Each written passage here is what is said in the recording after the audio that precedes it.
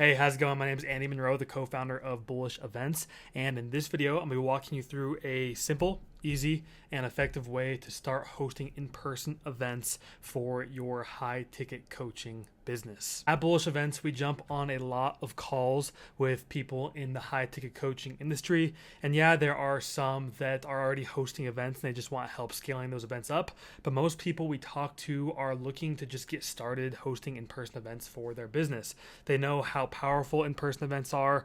They know that in order to build their authority, their credibility, and to strategically position themselves against the rise of AI and how saturated the coaching industry is getting, they need to start hosting in-person events, but they just don't know how. They don't know how to get people to show up. They don't know how to actually design the experiences, and they don't really have time to try and figure all of this out. And that's exactly why I am making this video. I'm going to show you exactly how you can start hosting in-person events for your high-ticket coaching business without wasting a bunch of your time and your money trying to figure it out. So with all that being said, let's jump right into it. Now, when most people think of live events for high-ticket coaching businesses, they think of something called an acquisition event. And to define an acquisition event for those of you that aren't familiar with it, or maybe this is your first time tuning into this channel, an acquisition event is leveraging in-person events to enroll high-quality clients into a high-ticket offer. And we've done quite a bit of these acquisition events. In all the videos and most of the intros, you hear me say that we have generated over $10 million in direct revenue from in-person events. And a lot of that revenue has come from these acquisition events where we are gathering people into a room and we are, of course, delivering an amazing experience for them, but we are also enrolling them into high-ticket offers. And the one that we did that was really big was Fun Launch Live for the company Fun Launch. I'm sure you're familiar with Russell Brunson's Funnel Hacking Live. Tony Robbins even leverages this acquisition event model to enroll clients into his different coaching programs. These are just a few really big examples, but the truth is there are a lot of coaches out there that are doing acquisition events on a much smaller level, and they're absolutely killing it. And that brings me down to this point right here. So do they work? Yes. Are they powerful? Absolutely. Are they a great place to start if you've never hosted an IRL event before? Absolutely not. In most cases, like I like to say in most of these videos, none of this stuff is binary. I don't believe that there's one way to do things. This is just based on our experience, what we've seen work. In my experience, if you have never hosted an in-person event before for your high-ticket coaching business or just in general, you should not start with an acquisition event. And I'm going to explain why. It's pretty simple. Risk. There are a lot of people online that are saying, come on, man, you can make $1 million in a weekend through in-person events. It's super easy. All you have to do is buy my course, jump on stage, and sell your offer. It's super easy. We'll just fill the room, and you'll make so much money. You can replace your entire year of sales calls with one event, and that can happen. It can happen, but usually you need to work into something like that. And the truth is, if you don't have a decent sized pool of warm leads that know, like, and trust you already, or you don't have the money and the recurring revenue to build an audience of warm leads that know, like, and trust you, filling an acquisition event with high quality attendees that are a right fit for your offer is pretty difficult. It's not impossible, but it is difficult. And even if you do have a pool of warm leads to draw from, I still wouldn't recommend going into a acquisition event from the get-go. So even if you disregard all this up here, like you do have a large pool of warm leads to draw from, you have pre-existing clients, or maybe you do have the money to build this audience, and it would be you've never done an in-person event before, I would not recommend going straight into an acquisition event. So with all that being said though, like where do you start? What event model should you be starting with if you were trying to get started hosting in-person events for your high-ticket coaching business? Well, there are 3 event models that we recommend that high-ticket coaches and community owners start out when looking to get their feet wet in the in-real-life event world. And the first one's activation events. Second is fulfillment events. Third is masterminds. I put in rare cases because your business also has to be at a certain point where it would make sense for you to do a mastermind. Like if you have, if you're at 10K MRR, and you don't have very many clients, you don't have very much social proof, you don't have a very big warm audience, it probably wouldn't be the best idea to go and launch a mastermind where people are paying, high ticket prices to join you for in-person events. like I said, not binary. That's just, logically thinking through it. Usually not the best case for most high ticket coaching businesses. And, but sometimes it is. We just signed a client where they were a perfect fit for this. Like, they had a very successful business. They were crushing it, had even sold a few businesses. Like, money wasn't really a problem, but they had never done an in-person event before. And we kind of talked through all the pros and cons, all the different types of models. And we decided that the easiest and lowest risk event they could throw at that time to get their feet wet with in-person events was a mastermind.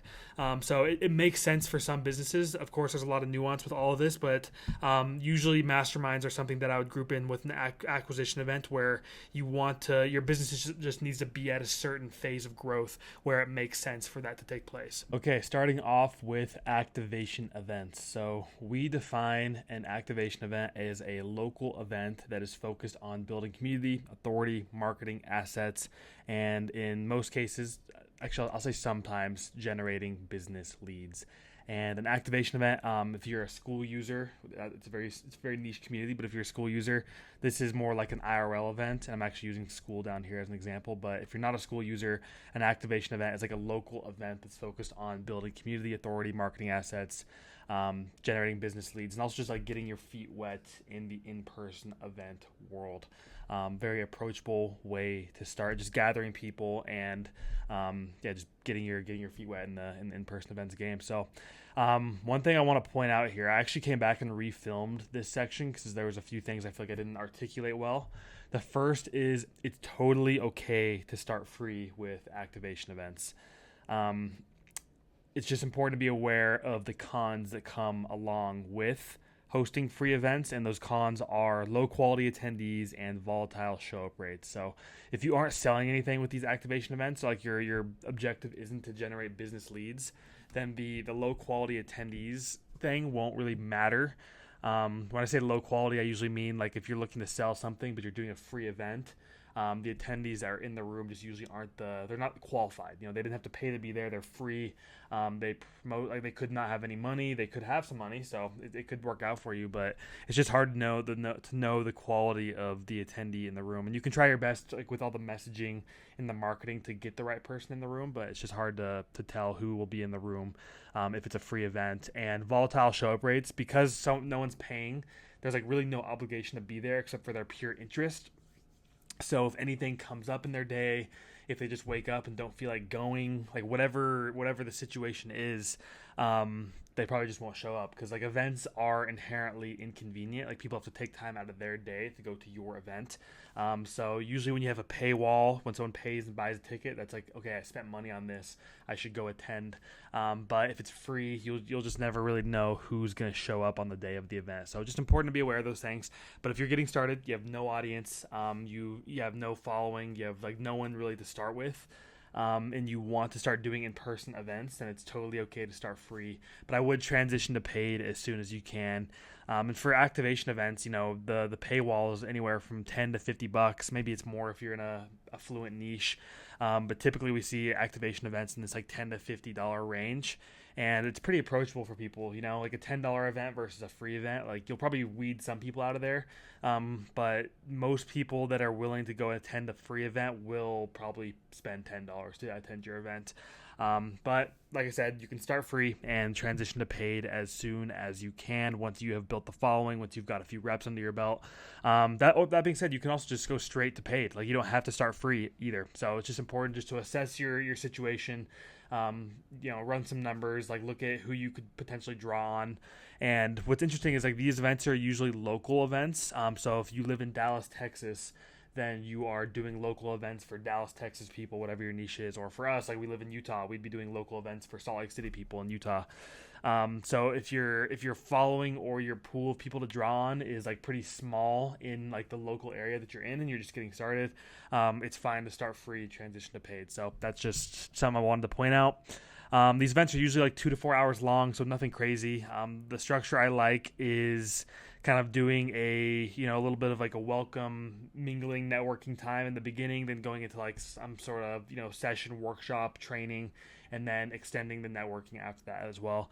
But we've also done a few activation events that were a little longer than this. I know for the school IRL events, these were pretty much all day events. So like I said, it just really depends. It's hard to give like a framework for events like this because it's very nuanced depending on the the framing and the niche, the people that you're actually going to be having in the room. So this is just like guidelines to follow, but always be creative, always think through it. None of this is binary, so just make sure you apply it to your business. And then a good starting place is around 10 to 25 attendees, and then you can kind of scale up from there. And one thing that you can do at these activation events is you can pitch, but typically not high ticket. So what I would recommend doing at the beginning especially is I just recommend setting up follow-up calls with attendees. So if people are at your event, let's say you're hosting an event for media buyers in the Dallas, Texas area, and your services, you actually help media buyers book appointments and get new clients. But you start hosting these local events for media buyers just to gather media buyers in the room to start to get to know more people and source leads for your business. And let's say you do your event, and at the peak of the attendance, like when it's the best time to do the pitch, you kind of get up there, you introduce yourself, you thank everyone for coming, you walk them through like what you do, maybe show some social proof, some case studies, some results, maybe provide some value. This also could just be like a whole, you could be doing the whole workshop, so maybe you do a training into this pitch. It kind of depends on what your event is looking like. But you would just essentially say like, hey, I run this company where I help media buyers get more clients. If you are looking for more clients for your business, we should definitely set up a call and chat and see if there's any way for us to work together. Super casual, not salesy, and I'm sure I'm pretty confident you could book a lot of calls from just using that strategy. And you could also sell like these calls for like $100 to $250. I wouldn't, if it's your first one, maybe start free and then scale into this. But it's the same thing as up here, like the free versus paid. Like people that are taking free follow-up calls versus people that are taking paid follow-up calls, these people are just going to be a lot higher quality and more likely to buy your other high ticket offers. And that's the whole strategy behind this is you want to book these calls. So like you don't pitch high ticket at these activation events. You pitch these free or low ticket calls, or you could even sell like a low ticket program, like a low ticket, maybe you have a course with some resources. You can sell that. I think calls would be the best bet because then you can just sell them up into your high ticket offer. But all of this is meant to funnel people into your actual offer that you want to sell. So like going back to the media buying example, if you run a service business and you charge like $3,000 a month, I wouldn't directly pitch that at the event. I would pitch like a consulting call, and then you can sell them into your program or your service-based business once you get them on the call. So that's one strategy. Business can also be generated by just doing the events. It's fantastic positioning, and you don't even have to pitch at these events to generate leads for your business. And I actually want to use Goose down here as an example. So Goose has been like the pioneer of all the school IRL events, and we helped them out with like 5 events. And School and Goose are like, they have this mission to gather their users in person around the world, and they've been killing it. And it was really fun to work with him on these events. But Goose also runs Goosify, where he he has a community where he helps people build better communities and how to make your community fun and make your people excited to be a part of it. And he also builds apps for people, which is pretty cool, mainly for school users. And Goose never pitches at these events. Like he never gets up on stage and is like, "Hey, if you guys want an app built, here's my landing page. Sign up in the back of the room." He never does that. He's he just focuses on value and talking about school and meeting people and just being bringing the energy to the events. But he'll casually talk about oh yeah, we have this client that we're building an app for, or we did this project, and people become aware of what he does, and he actually sources a decent amount of business from these events. And it's pretty cool to see because he never pitches, he never sells anything at the events, but people just know him from doing these events. He's done these all across the world. We did them in Austin, Los Angeles, New York, Vienna. I think I'm missing one location. I might have been it. Maybe it was 4. I might be missing. It's either 4 or 5 events, but we did a handful of events with them. And it was just really cool to see like how many people were at those events. But then he did like 20 to 30 more. So he's just putting himself in front of people, and by doing that, he just generates business for his actual business, as well as like spreading the message of school. So kind of cool to see. So you don't have to pitch at these events to generate business, which is kind of exciting. And then last thing, shouldn't be salesy. It's a very casual, low stakes atmosphere, so just keep it that way. I'd recommend. And moving on to the marketing strategy. So the strategy I would recommend is building a warm following via ads or outreach, and then market the event to that warm audience. So if you were going to do an ad campaign, I would recommend running an ad campaign for a couple weeks, where you're not selling your event. You're saying like, hey, my name is, let's just go back to the media buying example. Like, hey, my name's Andy. I run events in the Dallas, Texas area for media buyers where we talk about industry trends. We talk about what's working. We provide value to each other, and we do, partner with each other. We help each other grow. Whatever your transformation is, whatever your selling point of your event is.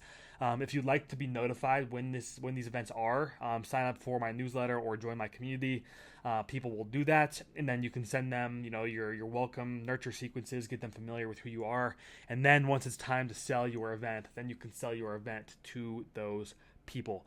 You can also do that via outreach, so maybe you're doing LinkedIn outreach or cold emails.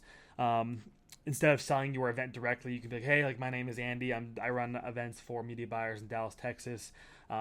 These are all the benefits of doing it. If you'd like to be notified when the next one is, let me know. I can add you to the list, and people will start to give you a thumbs up or say, yeah, that's totally fine. It's a lot easier to get some responses doing that than it is to like sell your event directly via via ads or cold outreach. That being said, I do want to make a point here. I know on this channel I say a lot that you shouldn't market to cold audiences, and I stand by that. Like when we do events, most of the time we do not market to cold audiences. We either market to the warm audience that our clients already has, or we find a way to build a warm audience for the client and then market the event to that warm audience. But if you're going to do cold, like I said, going back to the example up here, like you're just getting started, you have no audience, you have no leverage, and you want to do in-person events. Let's say you live in San Francisco, California, you want to do local events in San Francisco, you want to do activation events, and you have nothing. You're starting from scratch, which is totally fine. You can do it. And you can market to cold audiences, but you just have to be ready to do the necessary volume. So when going cold, volume is key. And the reason I say this is we actually deploy like most of the ways that we get actual like business for bullish events, like event clients, is through cold outreach. We don't really run ads. We tried ads for a bit, and we were, having issues with quality, and it's just like you got to really dump a lot of money into it to kind of get the leads that we were looking for. So we decided to go cold, and it's obviously not as easy it is to sell to warm. That being said, we do like an outrageous amount of volume to negate that. They always say like something like volume negates luck. So if you're just ripping volume, that's gonna negate any other variable or metric. So if you are going to be doing an event and you're going to be selling to cold people, just be ready to do the necessary volume. So you're going to have to like do a ton of volume, because you're looking for those people that are down to buy a ticket to your event without knowing you. And it's going to take a while to find those people, and they're out there. You will find them, but you just have to be ready to do the volume. When going cold, volume is key. We always recommend marketing to warm audiences or building a warm audience to market from. But cold can work if you are ready to do the volume. That's pretty much it. Just wanted to make that point there. Actually, I came back and refilmed this whole section because I just wanted to articulate those points. If anything's unclear about that, please drop a comment down below. I'd love to answer it.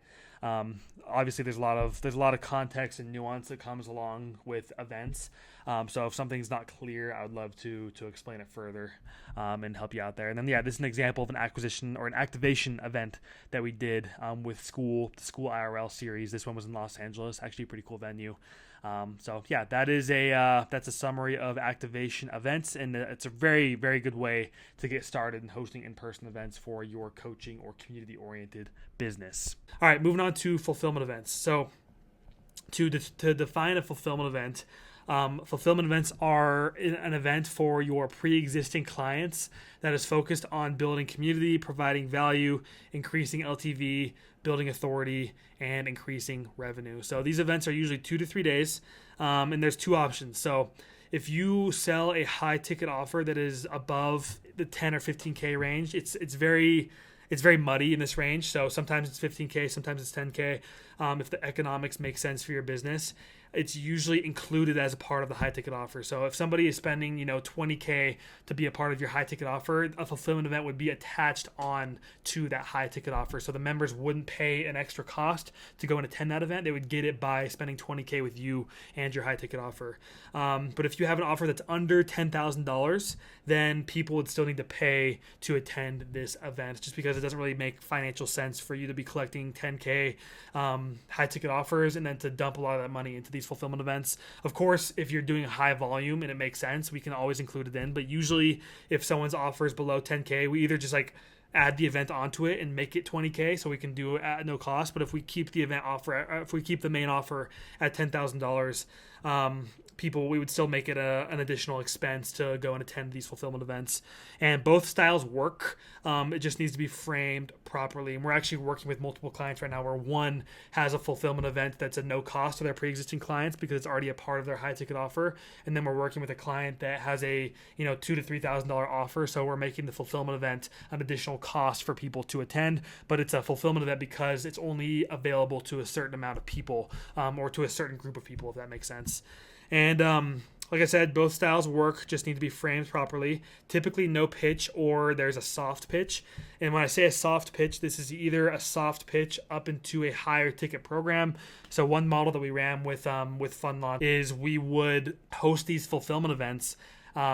The program was $30,000 and they would get access to usually 3 events per year. And then at these fulfillment events, we would invite them to join the Whale Group Mastermind, which is a mastermind for people that were running a fund of at least $10 million AUM.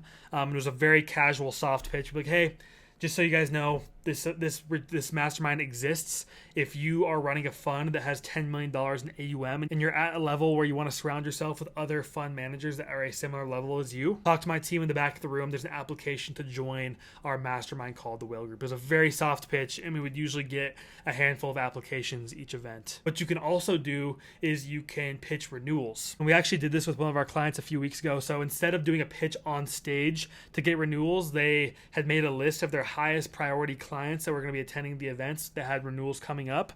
And during the event, they just had private conversations with the attendee, and they were actually able to source a decent amount of revenue from the room by just talking to the attendees about renewals. And that's the beauty of in-person events, is you don't have to go through the whole process of trying to get somebody on a sales call and doing the whole sales process. And there's that barrier of being on a Zoom call, and the person can go and they can think about it, and they're not in this peak experience of the event. When somebody's at an in-person event, they're fully immersed in your environment, and they're having this peak experience where they're very motivated. Whatever problem you solve for them, they want to have that problem solved, and they're immersed in your environment. So it's a lot easier of an ask to get them to do a renewal at the event rather than to do it via sales call, for example. All right, and then going over the marketing strategy, it's actually pretty simple. You just market it to your pre-existing clients. So if you have a high-ticket program and you have 200 people inside of that high-ticket program, all you would do is you would just market this fulfillment event to those 200 clients. You can do this through email campaigns. If you have a school community,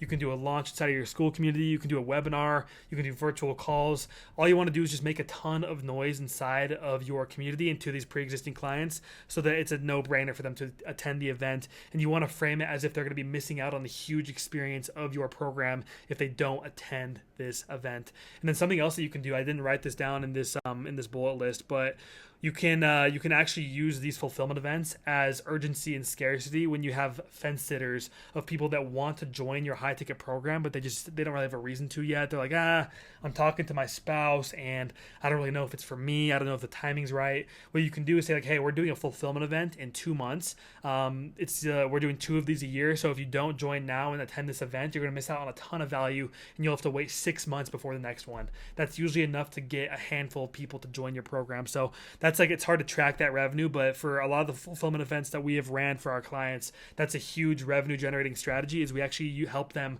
leverage these fulfillment events as a sales strategy to get people to go across the line and actually purchase the program so they can attend the event. It actually gives them some urgency to buy, which is pretty cool. And this is an example.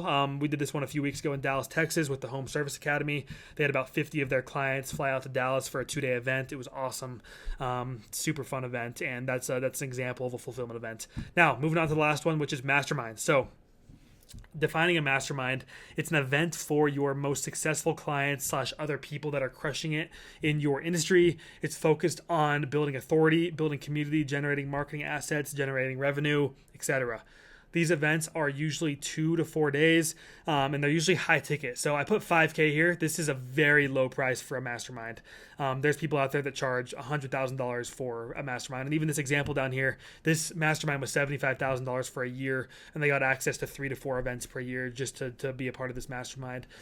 So for $5K, like what I'd recommend, if you're gonna do a $5K mastermind, I would do that per event. So we're actually running this model with a client right now. They want to do a mastermind, but they don't want to commit people to an entire year in the mastermind because it's their first time doing it. So we're doing their first one, $5,000 to attend the event just to get a proof of concept, and then we'll probably scale up into an annual mastermind model.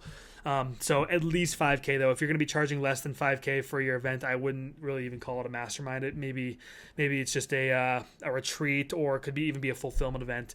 But I'd say masterminds are meant to be high ticket because of the people and the status of the people in the room. Information is also crowdsourced at these events because the people in the room can add so much value.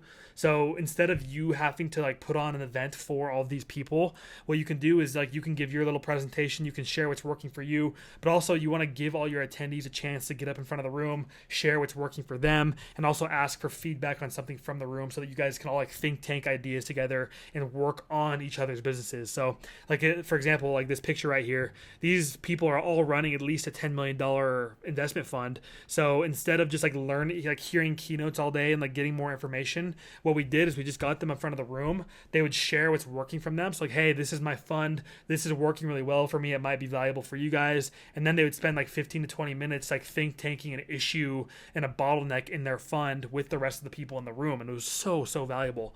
So masterminds can be really powerful because you're just getting all of these high caliber individuals in the room with each other. And it also just it's a huge brand elevator. Like if you are somebody that is hosting a mastermind, like the assets you get from it, the pictures, the photos, but also just like being the person that's facilitating these relationships and these connections, it's so powerful and it really raises your authority. So I would definitely recommend incorporating a mastermind into your value ladder somewhere at some point. And the marketing strategy for this is we typically run an invite-only or application-only model, so people have to apply to attend the mastermind or they have to be invited because you really want to qualify everyone that's in the room and you want to make it feel exclusive. And of course, this is advertised to your warm, pre-existing clients. I see some people running ads to their masterminds, which it's a bold move. Like if you have some money to play with, go for it. Make people apply to it, of course. But typically what we do with masterminds is like the clients we work with already have a pretty big pool of warm audience, or they already have a lot of pre-existing clients that would qualify for a mastermind. And then we just advertise it to them. And we usually have like no problem selling out masterminds because they're in such demand. Like people just want to be in the room. And this is a picture from one of the Whale Group masterminds that we did a few years ago. This was in Cooper Landing, Alaska. And then last thing I want to talk about is like why these event models are great when getting started with IRL events. Up first is low risk. Acquisition events are, if you are doing them at the very beginning of your journey in IRL events and like you're doing them before you should be, they can be extremely risky and extremely difficult. Some of the acquisition events that we did, like they were almost a whole year effort, and it just took so much energy to pull it off. And there's a lot riding on it. Like you invest in the experience and you're hoping to get this return on investment, but if it's your first one, like there's so many variables, it could just not work out. And like we work with our clients to help them make it work out, but there is just associated risk. So it's important to be aware aware of that risk. And these models are much less risky. You are mostly advertising to a warm audiences, so filling the room is easy. That's why we mentioned to these guys up here, when we were debriefing the event, they were like super stoked about it. And we pointed out one thing, hey, like you guys don't have to worry about filling the room because you have like 50 to 60 clients that will always fly out to any city in the country to attend your event. Like some people don't have that, and it's a very fortunate position to be in. So if you're running these event models, like the people that you're marketing to are much more likely to show up. Like you don't have to go through the whole process of like selling them tickets and like taking them through this whole funnel to sell them on your event. Typically they want the event already, so you can just like open it up and they're just ready to attend it. Number 3, usually no pitch or a low pressure pitch, so the pressure is released there. You can use these events as leverage when you start selling your acquisition events. So the reason we recommend doing these event models before doing an acquisition event is it's hard to sell an acquisition event when you've never done an event before. So if you don't have any pictures of events that you've done, or pictures of you on a stage, or pictures of you in a room, it's hard to sell your event without any event assets. So these events are really good at generating those event assets. It allows you to get comfortable with events before diving into acquisition events, and you can build an ecosystem of super fans that will attend your acquisition events. So the people that attend your activation events and your fulfillment events and your masterminds, they will also probably attend your acquisition events just to support you. And you want those people at your acquisition events because they are the best salesmen. They'll just walk around the room and tell people like how awesome you are. All right, that's all I got for you in today's video. But if you are a high ticket coach or community owner and you do want to start hosting in-person events for your business, I actually have something for you, and that is our Community Bullish Events. It is completely free, and it is a place for you to learn about how you can host in-person events for your coaching or community-oriented business. And it's free because the only way that we make money is when we work with done-for-you clients. That's when we do a full takeover of their events. We actually partner with companies to launch their in-person events. We don't sell any coaching courses. We don't sell any offers like that. Everything that's educational inside of this community is completely free. And what it also does is it gives you a place to learn from other people in the industry that are hosting in-person events. So we're making this kind of like an ecosystem for people in the high ticket coaching and community industry to share what's working and what's not working for them in their in-person events. So yes, you'll hear from us. You'll hear about all the events that we're doing, what's working, what's not working, but you're also going to hear from other people like you that run high ticket coaching and community businesses, and you're going to hear about their in-person events. And then once you start hosting in-person events, you can share what's working for you, and we're going to just build this think tank of high ticket coaching and community oriented professionals that are hosting in-person events. So if that's you, if you do want to get started hosting in-person events for your coaching or community business, make sure you join Bullish Events, the community. It's down below in the description. Thanks for watching, and I'll see you in the next video.